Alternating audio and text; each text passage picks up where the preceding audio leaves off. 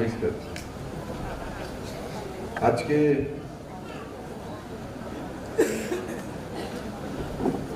আমাদের মধ্যে মঞ্চে जो विशेष व्यक्ति बैठे हैं, मैं सचमुच महाराज को मैं जानता हूं, इतना नहीं जानता हूं।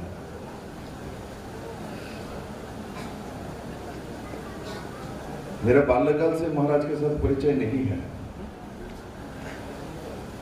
किंतु मैं जितना महाराज को देखता हूं उतना कुछ सीखता हूं। मैंने बहुत राजा महाराजा को आज के दिन में पॉलिटिक्स में एमपी मंत्री बनते हुए देखा, अभी है भी, किंतु हम लोग भाग्यवान हैं त्रिपुरा के जो लोग यहाँ इस मिट्टी में जन्मे हैं, जो हमको ऐसे महाराज मिला है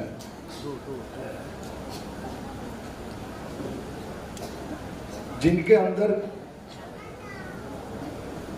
कहीं से भी दूर दूर तक अहंकार नहीं है। मैं लोगों को देखता हूं, छोटे छोटे घर के होता है, एक बार एमएलए बन गया, एक बार कुछ हो जाता है, कितना कुछ करता है। और मैं महाराज को देखता हूं, चाहे दिल्ली हो, चाहे दुनिया के कहीं भी देश में हो, महाराज आम एक साधारण जनता जैसा अपना व्यवहार करता है। ये बड़े आदमी का पहचान है, जिनको छोटा सा ही कुछ देखने का मौका मिला,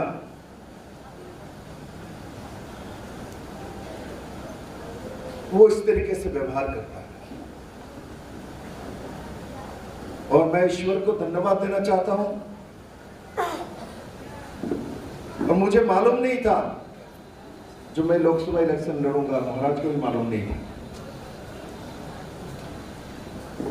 लास्ट मोमेंट में हमारे केंद्रीय नेतृत्व ने निर्णय किया जो विप्लव देव को लड़ना है, क्योंकि मैं तो ऑलरेडी राज्यसभा एमपी हूं। আমার কাছে আরো 5 বছর আছে রাজ্যসভা এমপি। আমি তো অন্যের জন্য বলছিলাম, আমরা দুইজনের মধ্যে একজনও জানতো না যে আমি প্রার্থী হব। আর যখন আমার নাম শুনেছে মহারাজ, আমার মনে সবচেয়ে বেশি খুশি মহারাজ হয়েছে। আমি बोली महाराज के हमार मित्र है, दोस्त है, किंतु मेरे आत्मा के साथ भी सचमुच उनका अच्छा एक स्थान है। मैंने जब भी अकेलापन में आया हूं, जब भी अपने आप को मैं समझता हूं अकेला हूं, तब मुझे महाराज का नाम याद आता है। और उन्होंने मुझे सुख दुख में सभी समय साथ दिया, और आगे भी हम दोनों एक साथ काम करेंगे और আপনাদের জন্য করব। কারণ আমাদের দুইজনের কোনো চাহিদা নেই। আমাকে মুখ্যমন্ত্রী মন্ত্রী বানিয়ে দিয়েছে, এর উপর আর ত্রিপুরাতে কোনো পোস্ট নেই। আর মহারাজা কংগ্রেসের প্রেসিডেন্ট হয়ে পদ ছেড়ে দিয়েছে আপনাদের জন্য, ত্রিপুরার জন্য। এখনো ত্রিপুরা মাতার উনি প্রেসিডেন্ট ছিলেন, বিজারান দলকে বানিয়ে উনি সাধারণ এক ফাউন্ডার মেম্বার হিসাবে নিজেকে মঞ্চে এসে বসিয়েছেন। আরে লোক মন্ডল প্রেসিডেন্টের পদ পেলে ও ছাড়তে চায় না, যদি তাকে সরিয়ে দেওয়া হয় রাগ হয়ে যায়। আমি নিজের চোখে দেখেছি, যখন ত্রিপুরার জন্য করতে পারছে না, কংগ্রেসের নেতৃত্ব ওনাকে আটকাচ্ছে। এই ত্রিপুরা রাজ্যের মধ্যে 1-2 জন আছে, আমি তাদের নাম বলবো না, মহারাজকে পরেশান করছিল। কিন্তু মহারাজ দুইটার মধ্যে একটা চুনেছে, কোনটা? ত্রিপুরাকে চুনেছে, কংগ্রেস ছেড়ে দিয়েছে। कांग्रेस को छोड़ दिया, छोड़ के आपको चुना है।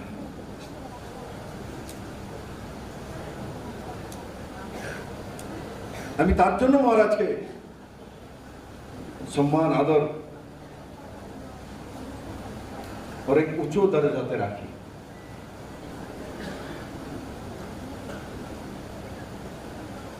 বন্ধুরা, আমি মাঝে মাঝে ওনাকে বলতাম ফোন করে, মহারাজ আমি তো সাধারণ ঘরে জন্মেছি মহারাজ,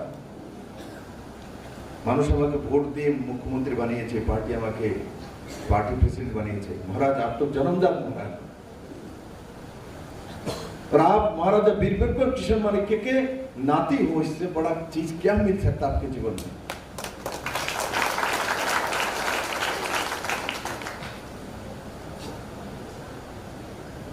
और ऐसा महाराजा और ऐसा परिवार, आपको मालूम है हमारे देश के भारत का पुराने 5 डायनेस्टी है महाराजाओं का, इनमें से महाराज लोग एक है। हमारा सीमा आज त्रिपुरा देख रहे इतना नहीं था। मैं जब महाराज के माता जी से मिलता हूं तो बोलता है ये कुमिल्ला मेरा है, मैंने इतने में कुमिल्ला को खरीदा था, उस समय मेरे ससुर ने खरीदा था। चिटागांग हमारा है, हमने 47,000 रुपया में उस समय खरीदा था। त्रिपुरा बहुत बड़ा था, ये ब्रिटिश जाते समय इसको काट पीट के हमको छोटा जगह दे दी। हमारे त्रिपुरा के महाराज के बाद बहुत बड़ा एरिया था। और आज माननीय प्रधानमंत्री सबका साथ सबका विकास के बात कहता है, माननीय प्रधानमंत्री सबका साथ सबका विकासेर कथा बोले, प्रमाणও করেছে। কিন্তু মহারাজা বীরবল কিশোর মাণিক্য सबका साथ सबका विकास ওই সময় শুরু করে দিয়েছে।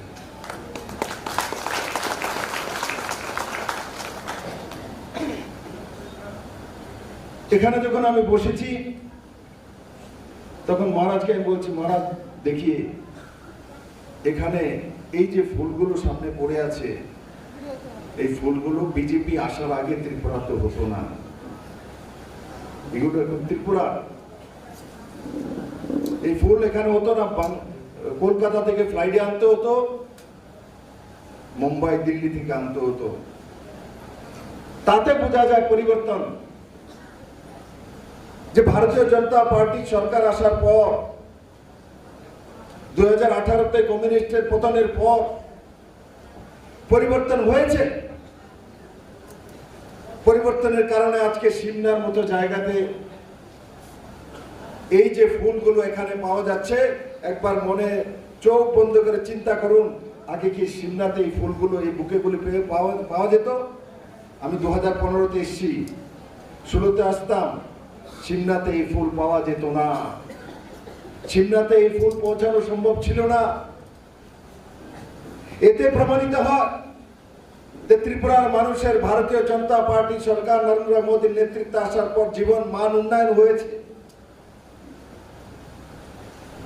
আমাদের যখন জীবন মান উন্নয়ন হয়ে যায় তো আমরা ভাবি যে সবসময় মনে এমন ছিল, তার জন্য আমাদের মতো লোকেদের এসে মনে করিয়ে দিতে হয় যে প্রথমে কি ছিল আর আজকে কি। এখানে 5 কিলো করে চাউল ফ্রি কে কে পায়? 5 কিলো চাউল, হাত তোলো তো। 5 কিলো করে ফ্রি নরেন্দ্র মোদীর চাউল, 5 কিলো চাউল প্রতি ব্যক্তি, কে কে হাত ওঠাও সবাই, যারা যারা পায়, যারা যারা চাউল পায়। দেখো মহারাজা, এখন কমিউনিস্টের আমলে 5 কিলো করে চাউল কে কে পেয়েছে ফ্রিতে? কমিউনিস্টের সময় যখন সিপিএম এর সরকার ছিল 5 কিলো করে চাউল ফ্রিতে কেউ পেয়েছে? হাত উঠাও তো। एक भी नहीं है महाराज, एक नहीं है, একজন নেই। কেউ যদি ভাবে এই কমিউনিস্টরা যখন এসে বলে আপনাদেরকে যে আমরা 25 বছর রাজ করেছি, তার আগে 10 বছর 35 বছর আমরা সরকার চালাতে পারি, আমরা এমএলএ বানাতে পারি, এই কমিউনিস্টদেরকে জিজ্ঞাসা করা 5 কিলো করে চাল নরেন্দ্র ভাই মোদী দিচ্ছে, আপনারা কেন তখন দেননি? উনি পারলে আপনারা পারতেন না কেন? শুধু আজকে নয়, আরো আগে 5 বছর যাবত 5 কিলো করে চাউল ত্রিপুরার জনজাতি ভাই বোনদেরকে আর বাকি সবের মধ্যে যারা গরিবী রেখার নিচে আছেন তাদেরকে দেওয়ার ব্যবস্থা মাননীয় প্রধানমন্ত্রী নরেন্দ্র ভাই মোদী করেছে বন্ধুরা। আর কমিউনিস্টের সময় ঘরে চাল নেই, ভাত নেই, তার জন্য মানুষকে না খেয়ে থাকতে হতো। এই রাজ্যের মধ্যে ইতিহাস রয়েছে। আমি মুখ্যমন্ত্রী হওয়ার পরও আমার উপরে ইলেকশন জিতেন চৌধুরী লাগিয়েছিল। বাদল চৌধুরী এরা বিধানসভাতে বলতো যে বিপ্লব দেব মুখ্যমন্ত্রী গন্ডাছড়াতে আর আম্বাসার কাছে এক বড় জনজাতি মহিলার ফটো দৈনিক সংবাদে ছাপিয়ে দিয়েছে যে ঘরে চাউল নেই, না খেয়ে মরছে বিপ্লব দেব মুখ্যমন্ত্রী, ত্রিপুরার মানুষ না খেয়ে মারা যাচ্ছে। কারণ কি ওদের সঙ্গে না খেয়ে মারা যেত, তার জন্য ওইটাই কপি করছে। আমি তো বিপ্লব দেব, আমি তো মহারাজার বন্ধু, আমি এইভাবে বসান নয়। আমি সঙ্গে সঙ্গে ওই বাড়ির মধ্যে ডিএম এসডিএম কে পাঠিয়ে দিয়েছি। বিশ্বগুরু তখন এমএলএ ছিল।